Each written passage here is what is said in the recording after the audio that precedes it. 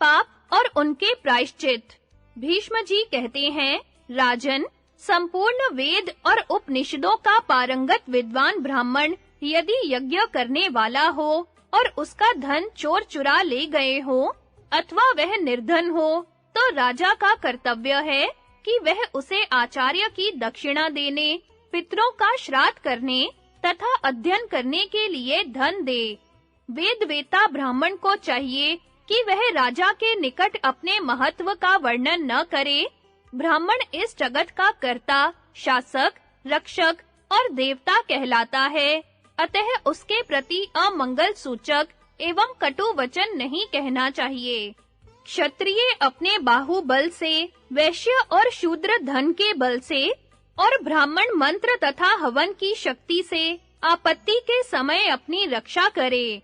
कन्या, युवती, मंत्र न जानने वाला, मूर्ख और संस्कारहीन पुरुष ये यज्ञ में हवन करने के अधिकारी नहीं है। ये जिसके यज्ञ में हवन करते हैं, उसके साथ ही स्वयं भी नरक में पड़ते हैं। मनुष्य जो कुछ भी पुण्य कर्म करे, उसे श्रद्धा पूर्वक और इंद्रियों को काबू में रखकर करे। बिना पूर्ण दक्षिणा दिए यज्ञ न करे। बिना दक्षिणा का यज्ञ प्रजा और पशु का नाश करता है तथा स्वर्ग की प्राप्ति में भी बाधा डालता है। यही नहीं, वह इंद्रिय, यश, कीर्ति तथा आयु को भी क्षीण करता है। जो ब्राह्मण रजस्वला स्त्री से समागम करते हैं, जिन्होंने घर में अग्नि की स्थापना नहीं की है तथा जो अवैदिक रीति से हवन करते हैं, वे सभी पापी हैं। जिस गांव में एक ही कुएं का पानी सब पीते हो, वहां 12 वर्ष रहने से तथा शूद्र जाति की स्त्री से विवाह कर लेने से ब्राह्मण भी शूद्र ही हो जाता है। यदि ब्राह्मण एक रात्रि भी किसी नीच वर्ण के मनुष्य की सेवा करे अथवा उसके साथ एक जगह रहे या एक आसन पर बैठे, तो इससे जो पाप लगता है, उसको वह 3 वर्षों तक व्रत का पालन करते हुए पृथ्वी पर विचरने से दूर कर सकता है। परिहास में स्त्री के पास विवाह के अवसर पर गुरु के हित के लिए अथवा अपने प्राण बचाने के उद्देश्य से झूठ बोलने में दोष नहीं है। इन 5 स्थलों पर असत्य बोलना पाप नहीं माना गया है। नीच वर्ण के पास भी उत्तम विद्या हो तो उसे श्रद्धा पूर्वक ग्रहण करना चाहिए। सोना अपवित्र स्थान में भी पड़ा हो तो उसे बिना किसी हिचकिचाहट के उठा लेना चाहिए तथा विष के स्थान से भी अमृत मिले तो उसे पी लेना चाहिए। गौ और ब्राह्मणों का हित, वर्ण संकरता का निवारण तथा अपनी रक्षा करने के लिए वैश्य भी हथियार उठा सकता है। मदिरापान, ब्रह्म हत्या तथा गुरु पत्नी गमन, इन महापापों के लिए कोई प्रायश्चित ही नहीं बताया गया है। किसी भी उपाय से अपने प्राणों का अंत कर देने पर ही इनसे छुटकारा मिलता है। यही शास्त्रों का निर्णय है।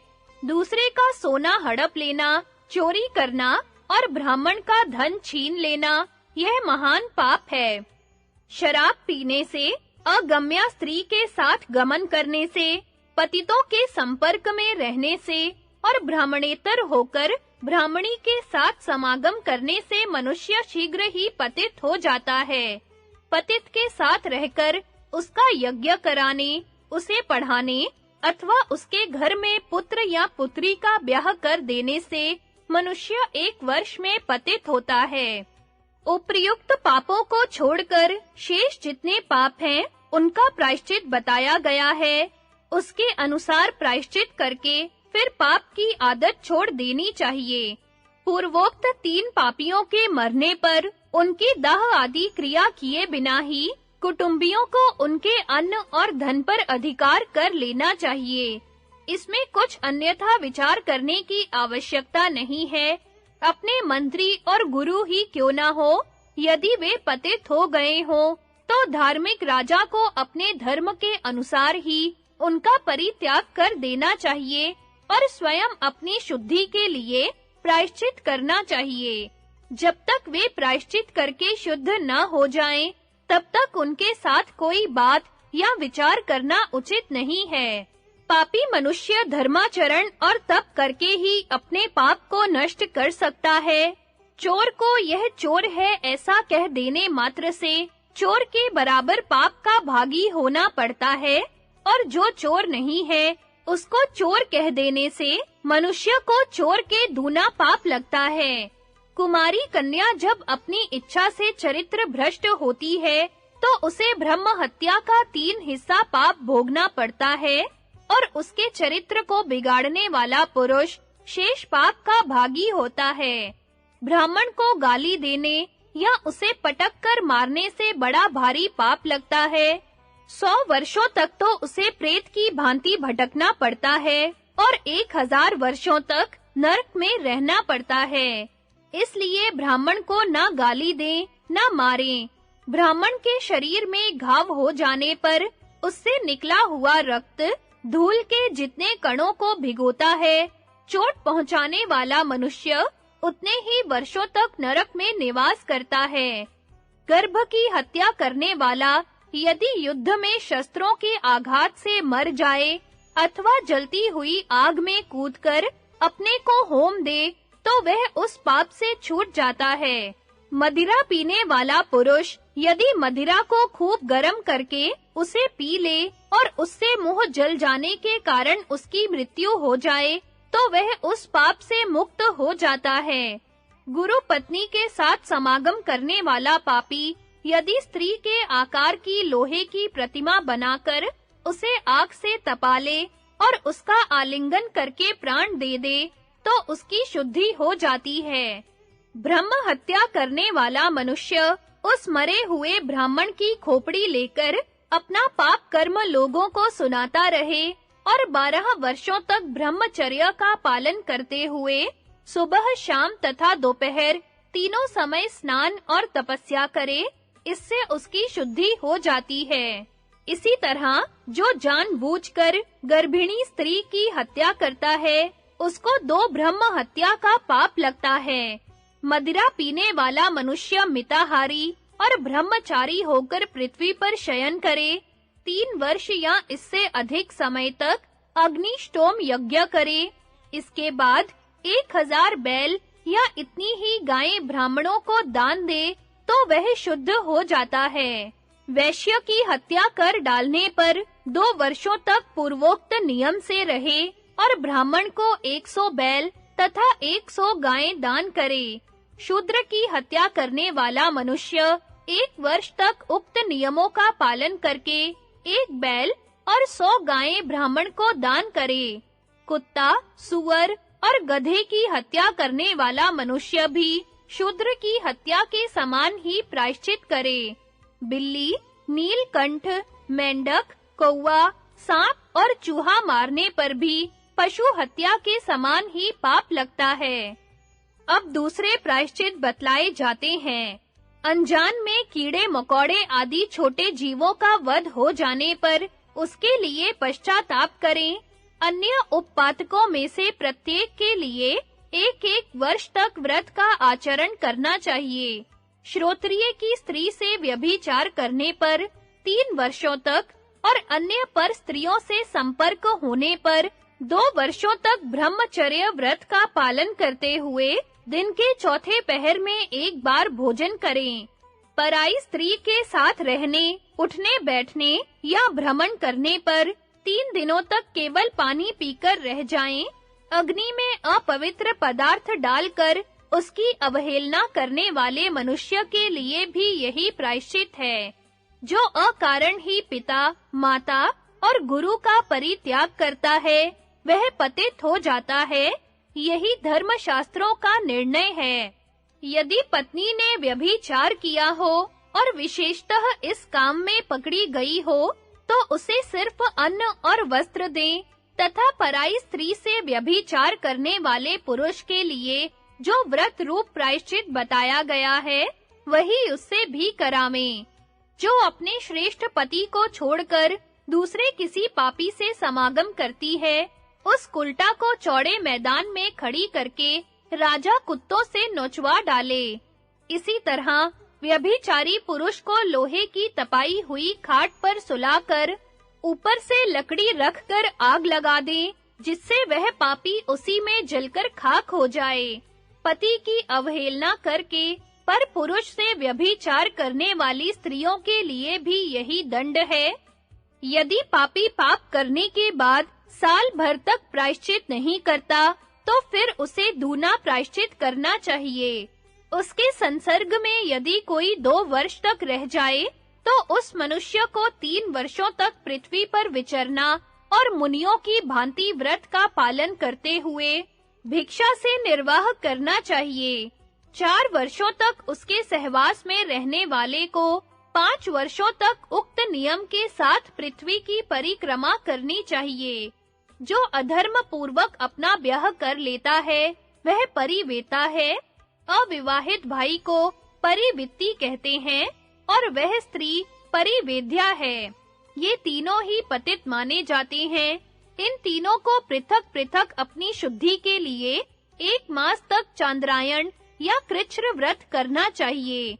अथवा परिवेता अपनी पत्नी को बड़े भाई के पास ले जाकर पुत्र वधू के रूप में उसे समर्पण करे और ज्येष्ठ की आज्ञा से पुनः उसे स्वीकार करे, तो वे दोनों भाई और वह पत्नी भी धर्मतः पाप बंधन से मुक्त हो जाते हैं। मनुष्यों के लिए इस प्रकार उत्तम प्रायश्चित का विधान है। उनमें जो दान करने में समर्थ हो, उनके लिए दान की भी विधि है। श्रद्धालु पुरुष के लिए 1 गोदान मात्र ही प्रायश्चित बताया गया है। इस प्रकार मैंने यह सनातन प्रायश्चित का वर्णन किया है। अर्थ, काम और मोक्ष के विषय में विदुर तथा पांडवों के पृथक-पृथक विचार।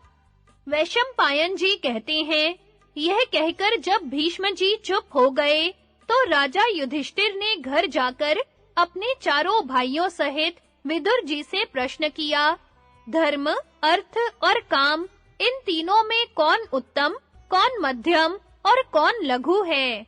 इन तीनों को प्राप्त करने के लिए विशेषतः किसमें मन लगाना चाहिए?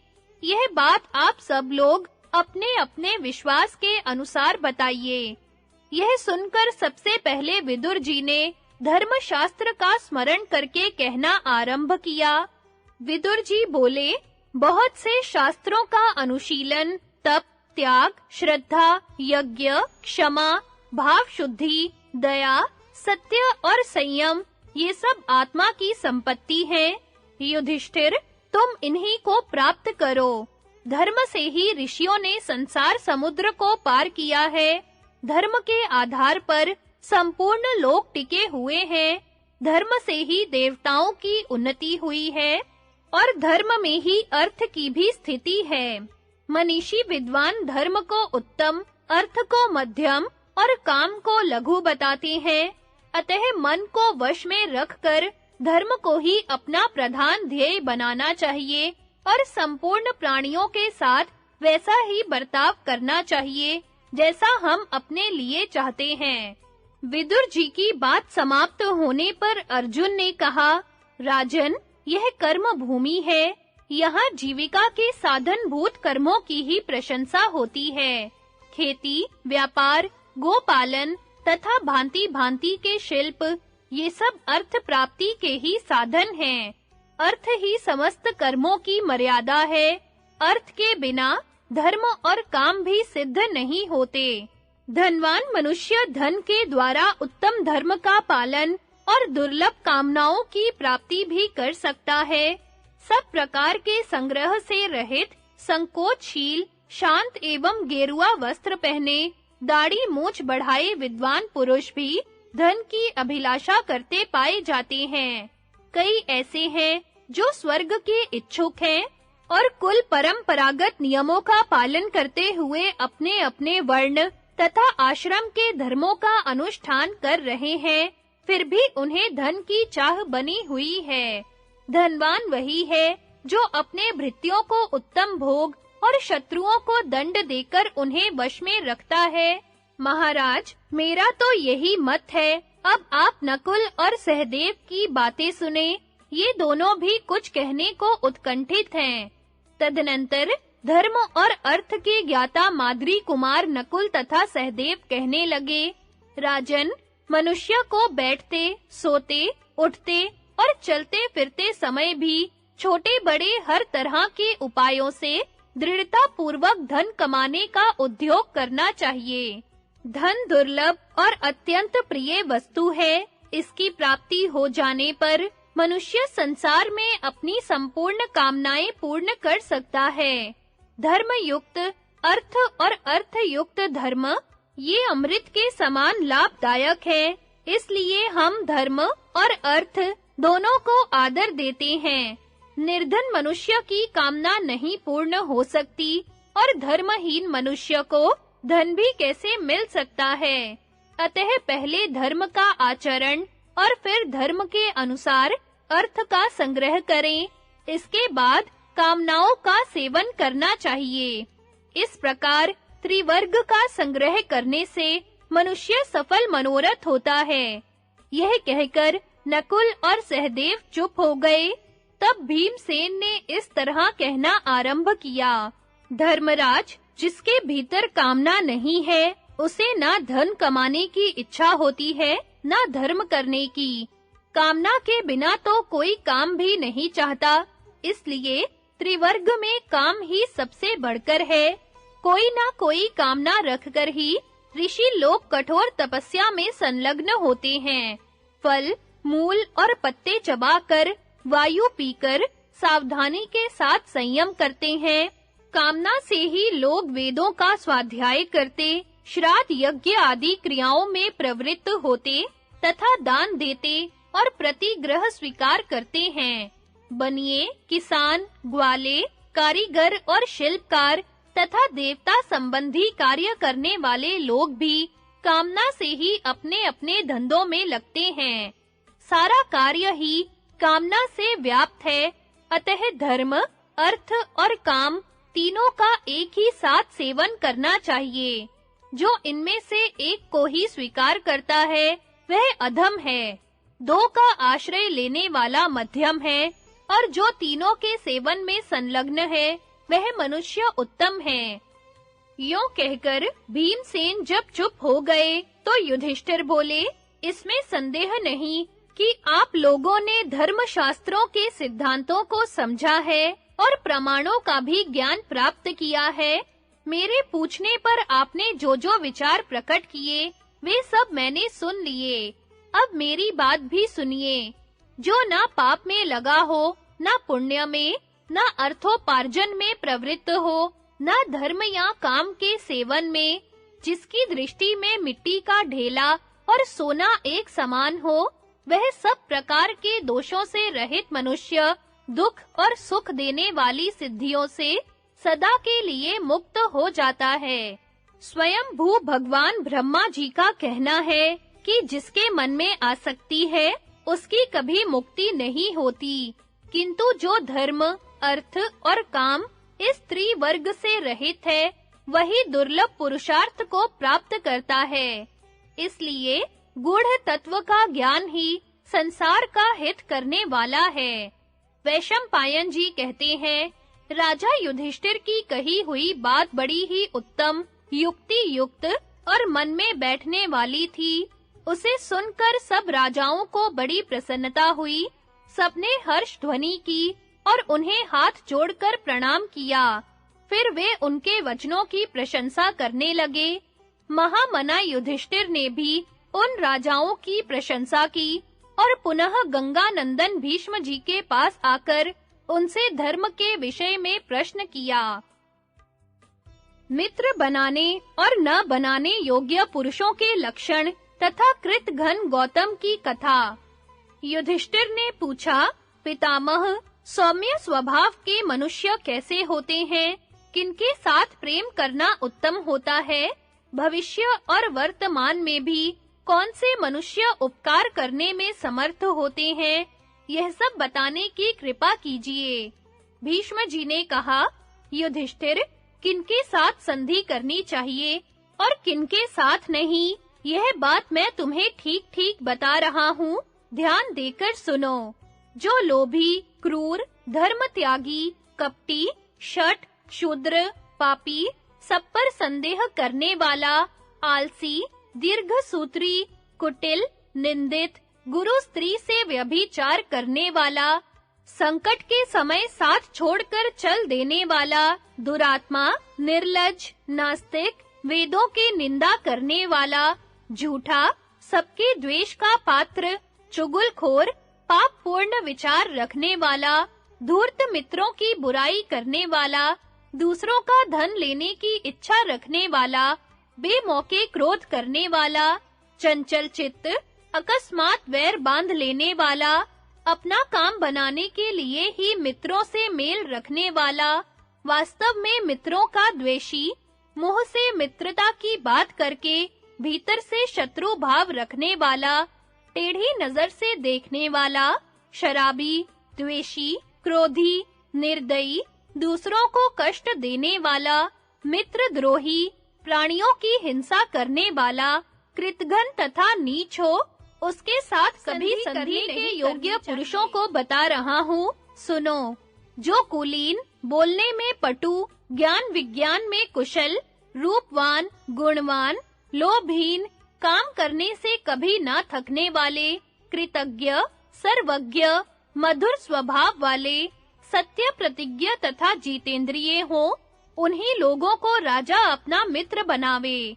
जो अपनी शक्ति के अनुसार कर्तव्य का ठीक-ठीक पालन करते और संतुष्ट रहते हैं, जिन्हें बेमौके क्रोध नहीं आता, जो उदासीन हो जाने पर भी मन से बुराई करना नहीं चाहते, अर्थ के तत्व को समझते हैं और अपने को कष्ट में डालकर भी हितैषी पुरुषों का कार्य सिद्ध करते हैं।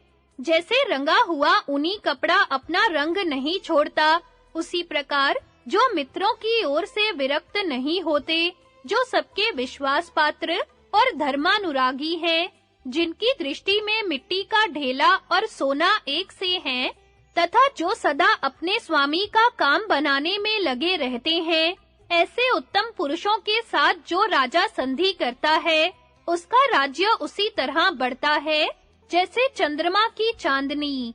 जो सदा शास्त्र का स्वाध्याय करते हैं, क्रोध को काबू में रखते हैं और युद्ध में प्रबल रहते हैं, जिनका उत्तम कुल में जन्म हुआ है, जो शीलवान और उत्तम गुणों से युक्त हैं, वे श्रेष्ठ पुरुष ही मित्र बनाने के योग्य होते हैं।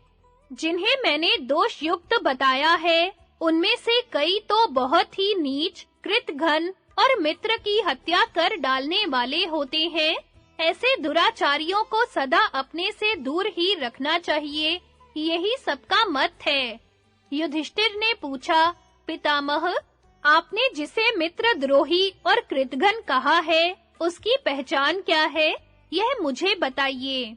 भीष्म जी ने कहा, इस विषय में मैं तुम्हें एक पुराना इतिहास सुनाता हूँ। यह घटना उत्तर दिशा में मलेच्छों के देश में घटित हुई थी। मध्य देश का एक ब्राह्मण था, जिसने वेद बिल्कुल नहीं पढ़ा था। एक दिन वह कोई संपन्न गांव देखकर उसमें भीख मांगने के लिए गया। उस गांव में एक दस्यु रहता था, जो बहुत ही धनी, ब्राह्मण भक्त, सत्य प्रतिज्ञ और दानी था। ब्राह्मण ने उसी के घर पहुंचकर भिक्षा के लिए याचना की। दस्यु ने ब्राह्मण को रहने के लिए एक घर देकर वर्ष भर निर्वाह करने के योग्य अन्न की भिक्षा का प्रबंध कर दिया और नया कोरदार वस्त्र देकर उसकी सेवा में एक नवयुवती दासी भी दे दी, जो उस समय पति से रहित थी। दस्यु से ये सारी चीजें पाकर ब्राह्मण मन ही मन बहुत खुश हुआ और दासी के साथ आनंद पूर्वक रहने लगा। उसका नाम था गौतम। वह भी दस्युओं की ही तरह प्रतिदिन वन में विचरने वाले हंसों का शिकार करने लगा। हिंसा में वह बड़ा प्रवीण निकला। दया तो उसे छू भी नहीं गई थी। सदा प्राणियों को मारने की ही ताक में लगा रहता था। डाकुओं के संसर्ग में रहकर वह पूरा डाकू बन गया। इस प्रकार दस्युओं के गांव में सुख पूर्वक रहकर पक्षियों का शिकार करते हुए उसको कई महीने बीत गए। तदनंतर उस गांव में एक दूसरा ब्राह्मण आया, जो स्वाध्याय परायण, पवित्र, विनयी, नियम के अनुकूल भोजन करने वाला, ब्राह्मण भक्त, वेद का पारंगत विद्वान तथा ब्रह्मचारी था। वह गौतम के ही गांव का रहने वाला और उसका प्रिय मित्र था। शूद्र का अन्न नहीं खाता था, इसलिए उस दस्युओं से भरे हुए गांव में ब्राह्मण के घर की तलाश करता हुआ वह सब ओर विचर रहा था। घूमते-घूमते वह गौतम के घर पर जा पहुंचा। इतने ही में गौतम भी वहां आया। दोनों की एक दूसरे से भेंट हुई। ब्राह्मण ने देखा गौतम के कंधे पर मरे हुए हंस की लाश है और हाथ में धनुष बाण है। उसका सारा शरीर खून से रंग गया है। देखने में वह राक्षस सा जान पड़ता है और ब्राह्मणत्व से भ्रष्ट हो चुका है। इस अवस्था में पड़े हुए गौतम को पहचानकर आगंतुक ब्राह्मण को बड़ा संकोच हुआ। उसने उसे धिक्कारते हुए कहा, अरे, तू मोहवश यह क्या कर रहा है? ब्राह्मण होकर डाकू कैसे बन गया?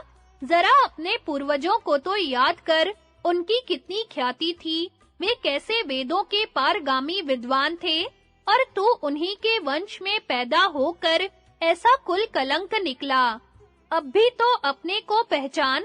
ब्राह्मणोचित सत्व, शील, शस्त्र ज्ञान, संयम तथा दया आदि सद्गुणों को याद करके अब यहाँ लुटेरों में रहना छोड़ दे। अपने हितैषी सुहृद के इस प्रकार कहने पर गौतम मन ही मन कुछ निश्चय करके आर्त सा होकर बोला, द्विजवर, मैं निर्धन हूँ और वेद का एक अक्षर भी नहीं जानता, इसलिए धन कमाने के लिए इधर आया था। आज आपके दर्शन से मेरा जीवन सफल हो गया। अब रात भर यहाँ रहिए, कल सवेरे हम दोनों साथ ही चलेंगे। ब्राह्मण दयालु था। गौतम के अनुरोध से उसके यहाँ ठहर गया, मगर वहाँ की किसी भी वस्तु को उसने हाथ से छुआ तक नहीं। यद्यपि वह भूखा था और भोजन करने के लिए उससे प्रार्थना भी की गई, परंतु किसी तरह वहाँ का अन्न ग्रहण करना उसने स्वीकार नहीं किया। सवेरा होने पर जब वह श्रेष्ठ ब्राह्मण उस स्थान से चला गया, तो गौतम भी घर से निकलकर समुद्र की ओर चल दिया। जाते-जाते वह एक दिव्य वन में पहुंचा, जो बड़ा ही रमणीय था। वहां के सभी वृक्ष फूलों से भरे हुए थे। अपनी शोभा से वह नंदन वन को मात कर रहा था। उस वन में यक्ष और किन्नर विचर रहे थे। चारों ओर पक्षियों का कलरव सुनाई पड़ता था। कहीं मनुष्यों के समान मुख वाले भारुंड बोलते थे, तो कहीं समुद्र और पर्वतों पर होने वाले भूलिंग आदि पक्षी चहचहा रहे थे। इतने ही में उसकी दृष्टि एक अत्यंत शोभायमान बरगद के विशाल वृक्ष पर पड़ी, जो चारों ओर मंडलाकार फैला हुआ था। अपनी बहुत सी सुंदर शाखाओं के कारण वह एक महान छत्र के समान जान पड़ता था। उसकी जड़ चंदन मिश्रित जल से सींची गई थी। उस मनोरम वृक्ष को देखकर गौतम बहुत प्रसन्न हुआ और निकट जाकर उसकी छाया में बैठा। उस समय वहां की पवित्र वायु के स्पर्श से उसे बड़ी शांति मिली और वह सुख का अनुभव करता हुआ वहीं लेट गया। उधर सूर्य भी डूब गया। उसी समय एक उत्तम पक्षी ब्रह्मलोक से लौटकर अपने विश्राम स्थान पर आया। वह उस वृक्ष पर ही बसेरा लिया करता था। उसका नाम था नाड़ी जंघ। वह बकराज ब्रह्मा जी का प्रिय मित्र और कश्यप जी का सुपुत्र था। इस पृथ्वी पर राजधर्मा के नाम से विख्यात था। देव कन्या से उत्पन्न होने के कारण उसके शरीर की कांति देवता के समान थी। वह बड़ा विद्वान था और दिव्य तेज से दैदीप्यमान दिखाई देता था। गौतम को उस समय भूख प्यास सता रही थी, इसलिए उस पक्षी को आया देख उसने उसे मार डालने के विचार से ही उसकी ओर दृष्टिपात किया। तब राजधर्मा ने कहा, विप्रवर, यह मेरा घर है, आप यहाँ पधारे। यह मेरे लिए बड़े सौभाग्य की बात है। मैं आपका स्वागत करता हूँ। सूर्य अस्त हो गया है। संध्या के समय आप मेरे घर में उत्तम अतिथि के रूप में आए हैं, इसलिए मैं शास्त्रीय विधि के अनुसार आज आपकी पूजा करूंगा। रात में मेरा आतिथ्य स्वीकार करके कल सवेरे यहाँ से जाइएगा। मैं महर्षि कश्यप का पुत्र हूँ। मेरी माता दक्ष प्रजापति की कन्या है। आप जैसे गुणवान अतिथि का मैं स्वागत करता हूँ। यह कहकर राजधर्मा ने गौतम का विधिवत सत्कार किया। शाल के फूलों का दिव्य आसन बनाकर उसे बैठने को दिया।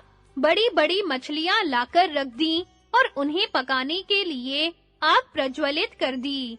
ब्राह्मण जब भोजन करके तृप्त हो गया, तो वह तपस्वी पक्षी उसकी थकावट दूर करने के लिए अपने पंखों से हवा करने लगा। विश्राम के पश्चात जब वह बैठा तो राजधर्मा ने उससे गोत्र पूछा, किंतु इसके उत्तर में वह और कुछ न कहकर सिर्फ इतना ही बता सका कि मैं ब्राह्मण हूँ और मेरा नाम गौतम है। तत्पश्चात राजधर्मा ने उसके लिए पत्तों का बिछौना तैयार किया, जो दिव्य पुष्पों से वासित था। उसमें से सुगंध फैल रही थी। उस पर गौतम ने बड़े आराम से शयन किया। जिस समय वह उस बिछौने पर बैठा, राजधर्मा ने उससे वहां आने का कारण पूछा। गौतम बोला, महाप्राज्ञ, मैं दरिद्र हूँ और धन के लिए समुद्र तक जाना चाहता हूँ। राजधर्मा ने प्रसन्न होकर कहा, द्विजवर, अब आप समुद्र तक जाने की चिंता न कीजिए। यहीं आपका काम हो जाएगा। यहीं से धन लेकर घर जाइएगा। बृहस्पति जी के मत के अनुसार 4 प्रकार से अर्थ की प्राप्ति होती है। वंश परंपरा से, देव की अनुकूलता से, काम करने से और मित्र की सहायता से। अब मैं आपका मित्र हो गया हूँ। आपके प्रति मेरे हृदय में पूर्ण सौहार्द है। अतः मैं ही ऐसा प्रयत्न करूँगा जिससे आपको अर्थ की प्राप्ति हो जाएगी। तदनंतर जब प्रातः काल हुआ, तो राजधर्मा ने ब्राह्मण के सुख का उपाय सोचकर उससे कहा, सौम्य, आप इस मार्ग से जाइए, आपका कार्य सिद्ध हो जाएगा। यहाँ से 3 योजन की दूरी पर मेरे एक मित्र रहते हैं। उनका नाम है विरूपाक्ष। वे राक्षसों के राजा और महान बली हैं। मेरे कहने से आप उन्हीं के पास चले जाइए। निसंदेह वे आपकी मनोवांछित कामनाएं पूर्ण करेंगे। उसके ऐसा कहने पर गौतम विरूपाक्ष के नगर की ओर चल दिया। अब उसकी थकावट दूर हो चुकी थी। रास्ते में इच्छा अनुसार अमृत के समान मीठे फल खाता हुआ वह तेजी के साथ आगे बढ़ने लगा और मेरु व्रज नामक नगर में पहुंच गया। उस नगर के चारों ओर पर्वतों का किला और पर्वतों की ही 4 दीवारी थी। उसका दरवाजा भी एक पर्वत ही था। नगर की रक्षा के लिए सब ओर शिला की बड़ी-बड़ी चट्टानें को यह सूचना दी गई कि आपके मित्र ने अपने एक प्रिय अतिथि को आपके पास भेजा है। यह समाचार पाकर उसने सेवकों से कहा, गौतम को नगर द्वार से बुलाकर शीघ्र यहाँ ले आओ। आज्ञा पाते ही उसके नौकर गौतम को पुकारते हुए बाज की तरह झपटकर दरवाजे पर आ पहुँचे और बोले, भाई जल्दी चलो, हमारे राजा तुमसे मिलना चाहते हैं। बुलावा सुनते ही गौतम की थकावट दूर हो गई। वह दौड़ पड़ा। राक्षस राज की महासमृद्धि देखकर उसे बड़ा विस्मय हो रहा था। वह उन सेवकों के साथ शीघ्र ही राजमहल में जा पहुंचा। वहां विरूपाक्ष ने उसका विधिवत पूजन किया। तत्पश्चात जब वह एक उत्तम आसन पर विराजमान हुआ, तो राक्षस राज ने उसके गोत्र, शाखा और ब्रह्मचर्यावस्था में किए हुए स्वाध्याय के विषय में प्रश्न किया, मगर वह गोत्र के सिवा और न ना बता सका। तब राक्षस ने पूछा, भद्र, तुम्हारा निवास कहाँ है? तुम्हारी स्त्री किस जाति की है?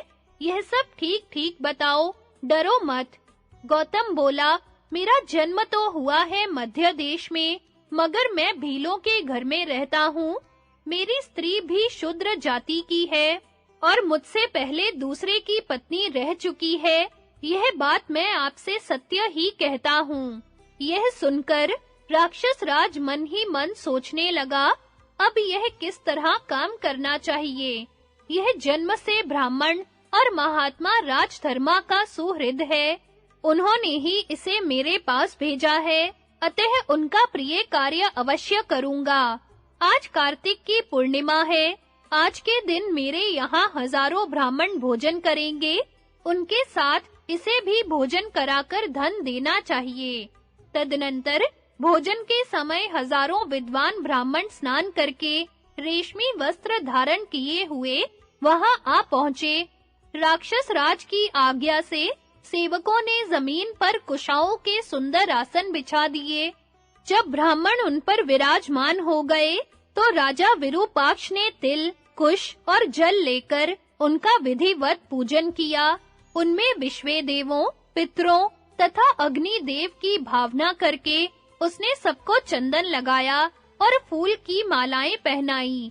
उस समय उत्तम रीति से पूजा संपन्न होने पर उन ब्राह्मणों की बड़ी शोभा हुई। इसके बाद उसने हीरों से जड़ी हुई सोने की थालियों में घी से बने हुए मीठे पकवान परोसकर उनके आगे रख दिए। भोजन के पश्चात ब्राह्मणों के समक्ष रत्नों की ढेरी लगाकर विरूपाक्ष ने कहा, द्विजवरों, आप लोग अपनी इच्छा और शक्ति के अनुसार इन रत्नों को उठा लें और जिसमें आपने भोजन किया है उस सुवर्णमय पात्र को भी अपने-अपने घर लेते जाएं। राक्षस राज के ऐसा कहने पर ब्राह्मणों ने इच्छा अनुसार उन रत्नों को ले लिया। इस प्रकार उत्तम रत्न और वस्त्र द्वारा सत्कार पाकर सभी ब्राह्मण बड़े प्रसन्न हुए। तदनंतर विरूपाक्ष ने नाना देशों से आए हुए उन ब्राह्मणों से कहा, विप्रवरों, आज दिन भर आप लोगों को राक्षसों से कहीं कोई भय नहीं है। मौज करते हुए अपने-अपने अभीष्ट स्थान को चले जाइए, विलंब ना कीजिए। यह सुनकर ब्राह्मण लोग चारों दिशाओं की ओर भाग चले। गौतम भी सोने का बोझ लेकर जल्दी-जल्दी चलता हुआ बरगद के वृक्ष के पास आया। वह बड़ी कठिनाई से उस भार को ढो रहा था। वहां पहुंचते ही वह थक कर बैठ गया। भूख से वह और भी क्लांत हो रहा था। राजधर्मा पक्षी ने अपने पंखों से हवा करके उसकी थकावट दूर की, फिर पूजन करके उसके लिए भोजन का प्रबंध किया। भोजन और विश्राम कर लेने के बाद गौतम ने सोचा, मैंने लोभ तथा मोह के कारण सुवर्ण का बड़ा भारी बोझा उठा लिया है। अभी दूर जाना है और रास्ते में खाने के लिए मेरे पास कुछ भी नहीं है। कैसे प्राण धारण करूंगा? यही सोचते हुए उस कृतघ्न ने मन में विचार किया, यह बकों का राजा राजधर्मा मेरे पास ही तो है, क्यों न इसी को मारकर साथ ले लूं और शीघ्रता पूर्वक यहाँ से चल दूं। भीष्म जी कहते हैं, उस समय वह पक्षी गौतम पर विश्वास करके उसके पास ही सो रहा था। उधर वह दुष्ट आत्मा और कृतघ्न उसे मार डालने की तदबीर सोच रहा था। उसके सामने ही आग जल रही थी। उसमें से एक जलती हुई लुआठी लेकर उसने निश्चिंत सोते हुए राजधर्मा को मार डाला। उसे मारकर गौतम को बड़ी प्रसन्नता हुई। उस हत्या के पाप पर उसकी दृष्टि नहीं गई। उसने मरे हुए पक्षी के पंख और बाल नोचकर उसे आग में पकाया और साथ में ले लिया। फिर सोने की गठरी सिर पर लादकर बड़ी तेजी के साथ घर की राह ली। दूसरे दिन विरूपाक्ष ने अपने पुत्र से कहा, बेटा, आज पक्षियों में श्रेष्ठ राजधर्मा का दर्शन नहीं हुआ। वे प्रतिदिन प्रातःकाल ब्रह्मा जी को प्रणाम करने के लिए जाया करते थे और वहां से लौटने पर मुझसे मिले बिना कभी घर नहीं जाते थे। इधर 2 शाम बीत गई, किंतु वे मेरे घर नहीं पधारे। अतः आज मन में तरह-तरह के संदेह उठ रहे हैं। न जाने मेरे मित्र को क्या हो गया है। तुम उनका पता लगाओ, कहीं ऐसा ना हो कि वह अधम ब्राह्मण उन्हें मार डाले। वह बड़ा निर्दयी और दुराचारी जान पड़ता था। सूरत शक्ल तो उसकी ऐसी भयानक थी, मानो कोई दुष्ट लुटेरा हो। नीच गौतम यहाँ से लौटकर फिर उन्हीं के पास गया था, इसीलिए मेरे मन में उद्वेग हो रहा है। बेटा, तुम यहाँ से शीघ्र ही राजधर्मा के स्थान पर जाओ और तुरंत इस बात का पता लगाओ कि वे जीवित है या नहीं। पिता की ऐसी आज्ञा पाकर जब वह बहुत से राक्षसों के साथ उस वट वृक्ष के पास गया, तो वहां राजधर्मा का कंकाल पड़ा दिखाई दिया। यह देखकर राक्षस राज का पुत्र रो पड़ा और गौतम को पकड़ने के लिए उसने पूरी शक्ति लगाकर पीछा किया। थोड़ी ही दूर जाने पर राक्षसों ने गौतम को पकड़ लिया। उसके साथ ही हड्डियों और पंखों से रहित राजधर्मा की लाश भी मिल गई। उसको लेकर वे तुरंत मेरु व्रज में जा पहुंचे। वहां राक्षसों ने राजधर्मा के मृत शरीर और उस पापी एवं कृतघ्न गौतम को राजा के सामने पेश किया। मित्र की यह दशा देख राजा विरूपाक्ष अपने मंत्री और पुरोहित के साथ फूट-फूट कर रोने लगा। राजमहल में बड़ा कोहराम मचा। स्त्री और बच्चों सहित सारे नगर में मातम छा गया। तदनंतर राजा ने कहा, बेटा, इस पापी का वध कर डालो और समस्त राक्षस इसके मांस के टुकड़ों को इच्छानुसार बांटकर खा जाएं, क्योंकि यह पापात्मा सदा पाप ही किया करता है। राक्षस राज के कहने पर भी राक्षसों को उस पापी का मांस खाने की इच्छा नहीं हुई। उन्होंने सिर झुकाकर प्रणाम करते हुए कहा, महाराज, आप हम लोगों को इसका पाप भक्षण करने के लिए ना दीजिए। राजा ने कहा, बहुत अच्छा, तुम लोग इस कृतघ्न को दस्युओं के हवाले कर दो। आज्ञा पाते ही राक्षस हाथ में त्रिशूल और पट्टिश लेकर टूट पड़े और उस पापी के टुकड़े-टुकड़े करके दस्युओं को देने लगे, किंतु उन्होंने भी उसका मांस खाना स्वीकार नहीं किया। मांसाहारी जीव भी कृतघ्न का मांस नहीं खाते। ब्रह्म हत्यारे, शराबी, चोर और प्रतिज्ञा भंग करने वाले मनुष्य के लिए पाप से छूटने का प्रायश्चित बताया गया है, मगर कृतघ्न के उद्धार का कोई भी उपाय नहीं कहा गया है। तदनंतर विरूपाक्ष ने बकराज के लिए एक चिता तैयार कराई और बहुत से रत्नों, चंदनों तथा वस्त्रों से उसको खूब सजाया। फिर बकराज के शव को उसके ऊपर रखकर उसमें आग लगाई और विधि पूर्वक उसका दाह कर्म संपन्न किया। उसी समय दक्ष कन्या सुरभि देवी वहां आई और आसमान में ऊपर खड़ी हो गई। उनके मुख से दूध मिश्रित फेन निकलकर राजधर्मा की चिता पर गिरा और उसके स्पर्श से वह जीवित हो उठा। तब वह उड़कर विरूपाक्ष के पास पहुंचा और दोनों मित्र गले मिले। इतने ही में देवराज इंद्र भी विरूपाक्ष के नगर में आ पहुंचे और उससे बोले, बड़े सौभाग्य की बात है कि तुम्हारे द्वारा राजधर्मा को जीवन मिला। इसके बाद राजधर्मा ने इंद्र को प्रणाम करके कहा, सुरेश्वर, यदि आपकी मुझ पर कृपा हो तो मेरे मित्र गौतम को जीवित कर दीजिए। इंद्र ने उसकी बात मान ली और अमृत छिड़ककर उस ब्राह्मण को जीवित कर दिया। गौतम के जीवित होने पर राजधर्मा ने बड़ी प्रसन्नता के साथ उसे मित्र भाव से गले लगाया और उस पापी को धन सहित विदा करके वह अपने स्थान पर आ गया। गौतम पुनः भीलों के ही गांव में जाकर रहने लगा। वहां उसने उस शूद्र जाति की स्त्री के पेट से अनेकों पापाचारी पुत्रों को जन्म दिया। तब देवताओं ने गौतम को महान शाप देते हुए कहा, यह पापी कृतघ्न है और दूसरा पति स्वीकार करने वाली स्त्री के पेट से बहुत समय से संतान पैदा करता आ रहा है। इस पाप के कारण इसको घोर नरक में गिरना पड़ेगा। भीष्म जी कहते हैं, भारत, बहुत दिन हुए इस कथा को नारद जी ने मुझे सुनाया था और उसी को याद करके आज मैंने तुम्हें सुनाया है। कृतघ्न मनुष्य को यश, स्थान और सुख कैसे नसीब हो सकता है? कृतघ्न पर तो किसी का विश्वास ही नहीं होता। कृतघ्न के उद्धार का कोई उपाय नहीं है। मनुष्य को विशेष ध्यान देकर मित्र द्रोह के पाप से बचना चाहिए, क्योंकि जो मित्र से द्रोह करता है वह घोर नरक में पड़ता है। प्रत्येक मनुष्य को कृतज्ञ होना चाहिए, लोगों को मित्र बनाने की इच्छा रखनी चाहिए, कारण कि मित्र से सब कुछ प्राप्त होता है। मित्र की सहायता पाकर मनुष्य आपत्तियों से छुटकारा पा जाता है।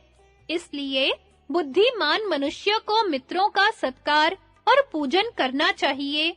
जो कृतघ्न, पापी, निर्लज्ज, मित्रद्रोही, कुलांगार तथा पापाचारी हों, ऐसे लोगों का सर्वथा त्याग कर देना चाहिए। राजन, इस प्रकार मित्र से द्रोह करने वाले पापपरायण कृतघ्न मनुष्य का चरित्र मैंने तुम्हें सुनाया है। अब और क्या सुनना चाहते हो? वैशंपायन जी कहते हैं, जन्मेजय, महात्मा भीष्म का यह वचन सुनकर युधिष्ठिर अपने मन में बहुत प्रसन्न हुए। शोकाकुल चित्त की शांति के लिए राजा सेनजित और ब्राह्मण के संवाद का वर्णन। राजा युधिष्ठिर ने पूछा, पितामह, यहाँ तक आपने राजधर्म संबंधी श्रेष्ठ धर्मों का उपदेश दिया, अब आप सब आश्रमियों के श्रेष्ठ धर्मों का वर्णन कीजिए। भीष्म जी बोले, युधिष्ठिर, वेद में सर्वत्र धर्म का ही विधान है। धर्म के अनेकों द्वार हैं। संसार में ऐसी कोई क्रिया नहीं है जिसका कोई फल ना हो। मनुष्य जैसे-जैसे संसार के पदार्थों को सारहीन समझता है, वैसे-वैसे इनमें उसका वैराग्य होता जाता है। अतः यह प्रपंच अनेकों दोषों से पूर्ण है। ऐसा निश्चय करके बुद्धिमान पुरुष को अपने मोक्ष के लिए यत्न करना चाहिए। युधिष्ठिर ने पूछा, दादाजी, धन के नष्ट हो जाने तथा स्त्री, पुत्र या पिता के मर जाने पर जिस विचार से शोक दूर हो सकता है, वह क्या है? वर्णन करने की कृपा करें।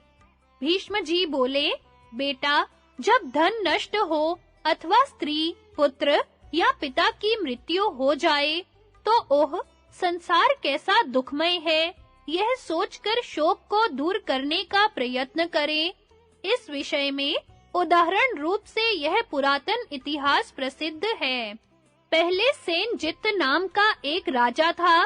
वह पुत्र वियोग से अत्यंत शोकातुर हो रहा था। उसे उदास देखकर एक ब्राह्मण ने कहा, राजन, तुम मूढ़ मनुष्य की तरह क्यों मोहित हो रहे हो? शोक के योग्य तो तुम स्वयं ही हो, फिर दूसरे के लिए क्यों शोक करते हो? अजी, एक दिन मैं, तुम और अन्य सब लोग भी वहीं जाएंगे जहां से आए हैं। सेनजित ने पूछा, तपोधन, आपके पास ऐसी कौन बुद्धि, तप, समाधि, ज्ञान या शास्त्र बल है जिसे पाकर आपको किसी प्रकार का विषाद नहीं होता? ब्राह्मण ने कहा, देखो, इस संसार में उत्तम, मध्यम और अधम सभी प्राणी दुख में ग्रस्त हैं तथा तरह-तरह के कर्मों में फंसे हुए हैं। मैं इस शरीर या पृथ्वी को अपनी नहीं मानता। ये जैसी मेरी है, वैसी ही दूसरों की भी है। यही सोचकर इनके कारण मुझे व्यथा नहीं होती और इस बुद्धि को पाकर ही मैं हर्ष शोक से रहित रहता हूँ। जिस प्रकार समुद्र में दो लकड़ियां मिलती हैं और फिर अलग-अलग भी हो जाती हैं, इसी प्रकार इस लोक में प्राणियों का समागम होता है तथा इसी तरह यह पुत्र, पौत्र, जाति, बंधु और संबंधियों की कल्पना हो जाती है। अतः उनमें विशेष स्नेह नहीं करना चाहिए, क्योंकि एक दिन उनसे बिछोह होना निश्चित है। तुम्हारा पुत्र किसी अज्ञात स्थान से आया था और अब अज्ञात देश को ही चला गया है। ना तो वह तुम्हें जानता था और ना तुम ही उसे जानते थे। अतः तुम उसके कौन हो जो उसके लिए शोक कर रहे हो? संसार में विषय तृष्णा से जो व्याकुलता होती है, उसी का नाम है दुख, और उस दुख का नाश हो जाना ही सुख कहलाता है। उस सुख से बार-बार दुख उत्पन्न होता रहता है। इस प्रकार सुख के बाद दुख और दुख के बाद सुख, यह सुख दुख का चक्र घूमता ही रहता है। इस समय तुम्हें सुख की स्थिति से दुख में आना पड़ा है, इसलिए अब तुम सुख प्राप्त करोगे। किसी प्राणी को सर्वदा सुख या सर्वदा दुख की ही प्राप्ति नहीं होती। मनुष्य स्नेह की अनेक प्रकार की फांसियों में बंधे हुए हैं और जल में बालू का पुल बनाने वालों के समान अपने कार्यों में असफल होने से दुख पाते रहते हैं। तेली लोग तेल के लिए जैसे तिलों को कोल्हू में पेरते हैं, उसी प्रकार सब लोग अज्ञान जनित कष्टों से पिस रहे हैं। मनुष्य स्त्री पुत्र आदि कुटुंब के लिए संसार में तरह-तरह के पाप बटोरता है, किंतु इस लोक में और परलोक में उसे अकेले ही उनका कलेशमय फल भोगना पड़ता है। जिस प्रकार बूढ़ा हाथी दलदल में फंसकर प्राण खो बैठता है, उसी प्रकार सब लोग पुत्र, स्त्री और कुटुंब की आसक्ति में फंसकर शोक समुद्र में डूबे रहते हैं। जब पुत्र, धन या बंधु बांधवों में से किसी का नाश हो जाता है, तो वे दावानल के समान भीषण दुख में पड़ जाते हैं। परंतु सुख दुख और जन्म मृत्यु आदि सब कुछ देव के अधीन है। मनुष्य हितैषियों से युक्त हो या ना हो, वह शत्रुओं से घिरा हो या मित्रों से, तथा बुद्धिमान हो अथवा बुद्धिहीन, देव की अनुकूलता होने पर ही सुख पा सकता है। अन्यथा ना तो हितैषी सुख देने में समर्थ है और ना शत्रु दुख देने में। ना बुद्धि धन दे सकती है और ना धन सुख पहुंचा सकता है। वास्तव में संसार की गति को कोई बुद्धिमान ही समझ सकता है, दूसरा कोई नहीं। जिन्हें बुद्धि योग का सुख प्राप्त है, जो द्वंद्वों से अतीत हैं और जिनमें मत्सरता का भी अभाव है, उन्हें अर्थ या अनर्थ कभी व्यथा नहीं पहुंचाते। किंतु जिन्हें बुद्धि योग प्राप्त नहीं हुआ है, वे ऐसी परिस्थिति आने पर अत्यंत हर्ष और अत्यंत शोक के अधीन हो जाते हैं। अतः बुद्धिमान पुरुष को चाहिए कि सुख या दुख, प्रिय अथवा अप्रिय, जो प्राप्त होता जाए, उसका उत्साह के साथ सामना करे, कभी हिम्मत ना हारे। शोक के हजारों स्थान हैं और भय के सैकड़ों अवसर हैं, किंतु वे दिन-दिन मूर्खों पर ही प्रभाव डालते हैं, बुद्धिमानों पर नहीं। जो बुद्धिमान, विचारशील, शास्त्राभ्यासी, ईर्ष्याहीन, संयमी और जितेंद्रिय होता है, उस मनुष्य को शोक छू भी नहीं सकता। बुद्धिमान पुरुष को चाहिए कि इस निश्चय पर डटा रहकर संयत चित्त से व्यवहार करे। जो पुरुष उत्पत्ति विनाश के तत्व को जानता है, उसे शोक स्पर्श नहीं कर सकता। मनुष्य जब किसी पदार्थ में ममत्व कर बैठता है, तो वही उसके दुख का कारण बन जाता है। वह विषयों में से जिस की आसक्ति को त्यागता जाता है, उसी से सुख की वृद्धि होती जाती है। किंतु जो पुरुष विषयों के पीछे पड़ा रहता है, वह तो उन्हीं के साथ नष्ट हो जाता है। लोक में जितना भी विषय सुख है और जो कुछ दिव्य स्वर्गीय आनंद है, वह सब तृष्णा क्षय के सुख की 16वीं कला के बराबर भी बिल्कुल नहीं हो सकते। मनुष्य बुद्धिमान हो, मूर्ख हो अथवा शूरवीर हो, अपने पूर्व जन्म में उसने जैसा भी शुभ या अशुभ कर्म किया होता है, उसका उसे वैसा ही फल भोगना पड़ता है। इस प्रकार जीवों को बारी-बारी से प्रिय, अप्रिय और सुख दुख की प्राप्ति होती ही रहती है। ऐसे विचार का आश्रय लेकर कामनाओं के त्याग रूपी गुण से युक्त हुआ मनुष्य सुख से रहता है। अतः सब प्रकार के भोगों में दोष दृष्टि करे और उन्हें स्वेच्छा से त्याग दे। हृदय से उत्पन्न होने वाला यह काम हृदय में ही पुष्ट होकर मृत्यु रूप में परिणत हो जाता है। विद्वानों द्वारा यही प्राणियों के शरीर के भीतर क्रोध के नाम से पुकारा जाता है। कछुआ जैसे अपने अंगों को समेट लेता है, उसी प्रकार जब यह जीव अपनी सब कामनाओं का संकोच कर देता है, तो इसे अपने विशुद्ध अंतःकरण में ही स्वयं प्रकाश आत्मा का साक्षात्कार हो जाता है। जब यह किसी से भय नहीं मानता और इससे भी कोई नहीं डरता, तथा जब यह किसी वस्तु की इच्छा या किसी से द्वेष नहीं करता, तो इसे ब्रह्मत्व की प्राप्ति हो जाती है। जब यह सत्य और असत्य, शोक और आनंद, भय और अभय तथा प्रिय और अप्रिय दोनों को त्याग देता है, तो परम शांत चित्त हो जाता है। जब पुरुष मन, वचन और कर्म से किसी प्राणी के प्रति दूषित भाव नहीं करता, उस समय वह ब्रह्म को प्राप्त कर लेता है। दुष्ट चित्त पुरुषों के लिए जो अत्यंत दुस्त्यज है, मनुष्य के जीर्ण हो जाने पर भी जिसमें शिथिलता नहीं आती, तथा जो प्राणों के साथ जाने वाला रोग है, उस तृष्णा को जो त्याग देता है, वह सुखी हो जाता है। राजन, इस विषय में पिंगला की गाई हुई एक गाथा प्रसिद्ध है, जिससे ज्ञात होता है कि उसने कलेश पूर्ण स्थिति में पड़कर भी तृष्णा को त्याग देने से शुद्ध सनातन धर्म को पा लिया था। एक बार पिंगला वैश्या बहुत देर तक संकेत स्थान पर बैठी रही, तब भी उसके पास उसका प्रेमी नहीं आया। उससे उसे बड़ा खेद हुआ और उसने शांत होकर ऐसा विचार किया, मेरे सच्चे प्रियतम सदा ही स्वस्थ रहने वाले हैं। मैं बहुत समय तक उनके साथ रह चुकी हूँ, फिर भी ऐसी उन्मत्त हो गई कि इतने दिनों तक पास रहने पर भी उन्हें पहचान न सकी। भला जिसे उस सच्चे प्रियतम का पता लग जाएगा, वह किसी दूसरे को कैसे पति रूप से स्वीकार करेगी।